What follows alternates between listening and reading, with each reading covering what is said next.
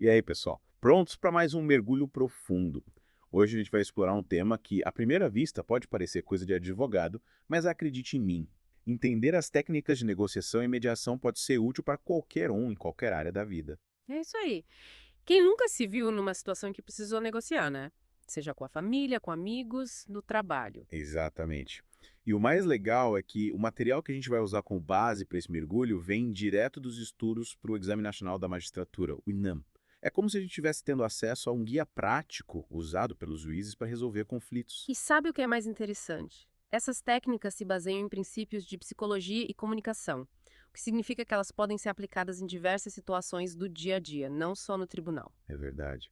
Imagina você usando as mesmas estratégias dos juízes para negociar aumento de salário, para dividir as tarefas de casa com seu parceiro, ou até para escolher o restaurante para jantar com os amigos. Sem briga, sem estresse, todo mundo saindo satisfeito. Mas antes de a gente colocar a mão na massa e começar a desvendar os segredos da negociação, vamos entender o conceito básico, né? Bora lá, Jé. Afinal, a gente precisa ter uma base sólida para construir nosso império da paz. E para começar, a gente vai usar uma analogia que o material do Enam traz, que compara a negociação a um jogo de xadrez. Ah, adorei essa analogia. É como se a gente estivesse num tabuleiro, planejando cada movimento para alcançar o checkmate, ou, nesse caso, um acordo que beneficie todos os envolvidos. Exatamente. E aí que entra a diferença crucial entre barganha de posições e concentração em interesses. Me explica melhor essa diferença. Na barganha de posições, cada lado fica preso naquilo que quer. Tipo, eu quero isso e você quer aquilo. É como se cada jogador só se preocupasse em defender suas peças, sem pensar na estratégia do jogo como um todo. Entendi. É tipo quando a gente está discutindo com alguém e só quer ter razão, sem tentar entender o ponto de vista do outro. Isso. Já na concentração em interesses, a gente vai além das posições iniciais e tenta entender as motivações, as necessidades, os medos por trás de cada pedido. É como se a gente tentasse entender o que está por trás da jogada do outro no xadrez, né? Qual o objetivo final dele, o que ele está tentando alcançar. Perfeito? E aí, em vez de focar em vencer o outro, a gente busca uma solução que atenda aos interesses de todos os envolvidos. E como a gente faz para descobrir esses interesses? Fazendo perguntas, ouvindo com atenção, tentando se colocar no lugar do outro. É como se a gente fosse um detetive buscando pistas para desvendar o mistério por trás da negociação. E que com essas informações a gente consegue construir um acordo que seja bom para todo mundo. Exatamente. Ah. É como se a gente encontrasse um tesouro escondido que beneficia todos os envolvidos. Mas e se a gente não conseguir chegar a um acordo? E se a outra pessoa for irredutível, inflexível, tipo uma rocha? Aí entra um conceito fundamental, que é o Batenia. Patanena. Que nome complicado. Na verdade, é só uma sigla para melhor alternativa a um acordo negociado. Ah, entendi. É tipo um plano B, né? Se a negociação não der certo, a gente já tem outro caminho para seguir. Exatamente. E ter um bom batenar te dá mais poder na hora de negociar, porque você sabe que não está preso àquela situação. Faz sentido. É como ter um as na manga que te dá a segurança de poder seguir em frente, mesmo que a negociação não seja favorável. E ter essa segurança te permite ser mais flexível, mais aberto a novas propostas, mais criativo na busca por soluções. É como se a gente tivesse uma rede de segurança que nos permite arriscar mais, sem medo de cair. Então, para a gente ter sucesso na negociação, é fundamental ter um bom batenar, além de entender os interesses das partes envolvidas. E saber a diferença entre barganha de posições e concentração em interesses, né? Com certeza. É. Essas são as bases da negociação, o alicerce para construirmos acordos que sejam justos, equilibrados e que beneficiem a todos. E agora que a gente já tem a base, vamos começar a construir nossa casa. Bora lá. No próximo bloco, a gente vai explorar as técnicas básicas de negociação, que são como as ferramentas que a gente vai usar para construir essa casa. E aí a gente vai poder colocar tudo em prática, né? Com certeza. No final desse mergulho, você vai ser um mestre da negociação, capaz de transformar qualquer conflito numa oportunidade de crescimento e aprendizado. Tô pronta? Me passa o martelo que eu já quero começar a construir. Calma, calma. Antes de começar a martelar, a gente precisa ter as ferramentas certas, né? Verdade. Quais são as ferramentas que a gente vai usar? A gente vai começar pelas técnicas básicas de negociação que o material do Enam descreve. A primeira delas é a barganha de posições, que a gente já viu que pode ser um pouco limitada, mas é importante conhecer para entender como ir além dela. Tipo, é o básico do básico, né? A gente precisa saber como funciona para poder usar as ferramentas mais avançadas. Isso. É como aprender a andar de bicicleta com rodinhas antes de tirar elas e sair pedalando por aí. Faz sentido. E qual é a próxima ferramenta? A próxima é a separação das pessoas dos problemas. Sabe quando a gente está discutindo com alguém e acaba levando para o lado pessoal, em vez de focar no problema em si? Ah, sim. Acontece direto. A gente mistura as coisas, começa a atacar a pessoa em vez da ideia, e aí a discussão vira uma bola de neve. É exatamente isso. Com essa técnica, a gente aprende a manter o foco na questão objetiva, sem misturar as emoções e os sentimentos pessoais. É como se a gente criasse um escudo para se proteger dos ataques, né? A gente mantém a calma, a razão e consegue resolver o problema de forma mais eficiente. E por falar em resolver problemas, a próxima técnica é a concentração em interesses, que a gente já falou um pouquinho antes. É aquela que a gente tenta entender o que está por trás das posições, né? Quais são as motivações, as necessidades, os medos de cada pessoa. Isso. Lembra da analogia do xadrez? É como se a gente tentasse descobrir qual a estratégia do outro jogador, qual o objetivo final dele. E com isso, a gente consegue encontrar uma solução que atenda os interesses de todo mundo, não só os nossos. Exatamente. É como se a gente encontrasse um ponto de equilíbrio onde todo mundo sai ganhando. Mas e como a gente faz para encontrar esse ponto de equilíbrio? Aí que entra a próxima técnica, que é o desenvolvimento de opções de ganho mútuo. Opções de ganho mútuo. Que nome chique. É mais simples do que parece. Basicamente, a gente busca soluções em que todos os envolvidos saiam ganhando. O famoso ganha-ganha. Ah, entendi.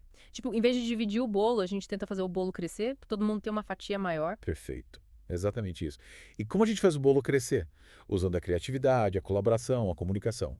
É como se a gente juntasse as nossas ideias, os nossos recursos e construísse algo maior e melhor do que a gente conseguiria sozinho. E para garantir que a divisão do bolo seja justa, a gente usa a próxima técnica, que é o uso de critérios objetivos. Critérios objetivos, tipo uma régua para medir o bolo. É uma boa analogia.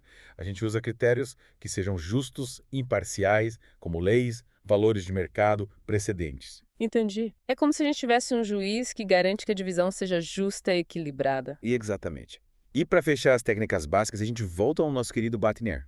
Ah, Batiner. O nosso plano B, caso a negociação não dê certo. Isso. Ter um bom Batiner te dá mais segurança, mais poder na hora de negociar. Porque a gente sabe que tem outras opções, né? Não precisa se contentar com qualquer migalha. Exatamente.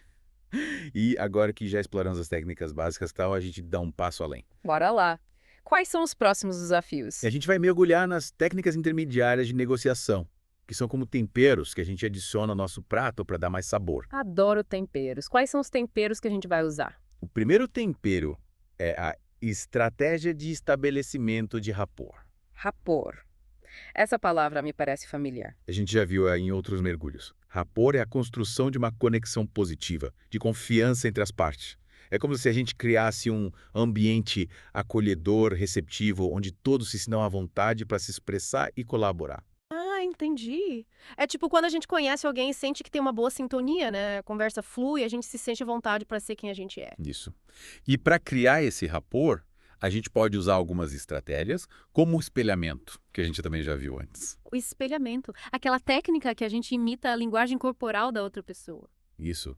A gente espelha sutilmente a postura, os gestos, o tom de voz, o ritmo da fala. E isso cria uma sensação de sintonia, de empatia, né? Como se a gente estivesse falando a mesma língua, mesmo que com sotaques diferentes. Exatamente. E outra estratégia importante é a escutativa. A escutativa. É. Aquela que a gente presta atenção de verdade no que a outra pessoa está falando, sem ficar pensando na resposta que a gente vai dar. Isso. É ouvir com atenção, com interesse genuíno, buscando entender o que está por trás das palavras, os sentimentos, as necessidades da outra pessoa. É como se a gente estivesse lendo nas entrelinhas, né? Tentando decifrar a mensagem completa, não só as palavras. E para mostrar que a gente está escutando ativamente, a gente pode usar algumas técnicas, como parafrasear o que a outra pessoa diz, fazer perguntas esclarecedoras, validar os sentimentos dela. Tipo, mostrar que a gente entendeu o que ela quis dizer, que a gente se importa com o que ela está sentindo. Exatamente.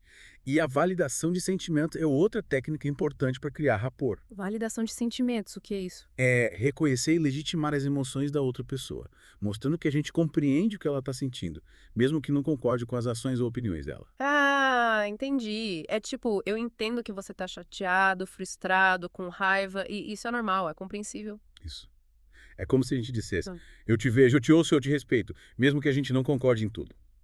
E isso cria um ambiente mais seguro, né? Onde a gente se sente à vontade para se abrir, para ser vulnerável. Com certeza.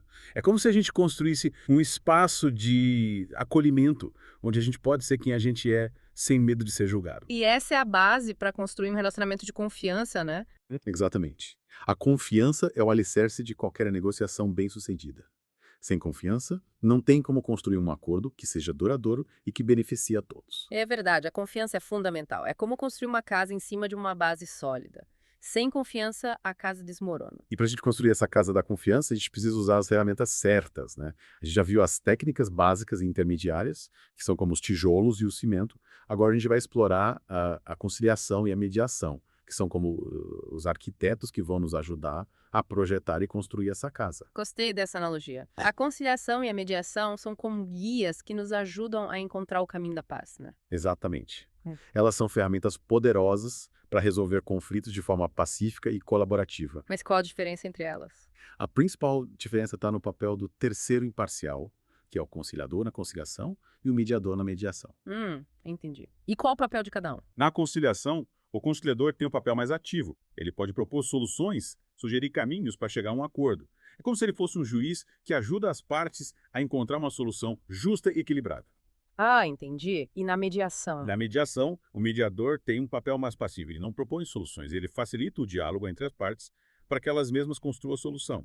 É como se ele fosse um guia turístico que acompanha as partes numa jornada de autoconhecimento, ajudando elas a encontrarem o próprio caminho. Então, na conciliação, a gente tem um juiz que decide por nós, e na mediação, a gente tem um guia que nos ajuda a encontrar a nossa própria solução. É uma boa forma de resumir. A conciliação é mais diretiva, a mediação é mais colaborativa. Interessante. Mas qual a melhor técnica? Não existe uma técnica melhor que a outra. A escolha depende do conflito, das partes envolvidas, do contexto. É como escolher a roupa certa para cada ocasião. Faz sentido. A gente precisa analisar a situação e escolher a ferramenta que melhor se adapta. Exatamente. E agora que a gente já explorou as técnicas de negociação, conciliação e mediação, acho que a gente está pronto para encarar qualquer conflito, né? Com certeza. A gente está equipado com um arsenal de ferramentas para transformar qualquer desafio numa oportunidade de crescimento. É isso aí. Lembre-se, a paz começa em cada um de nós.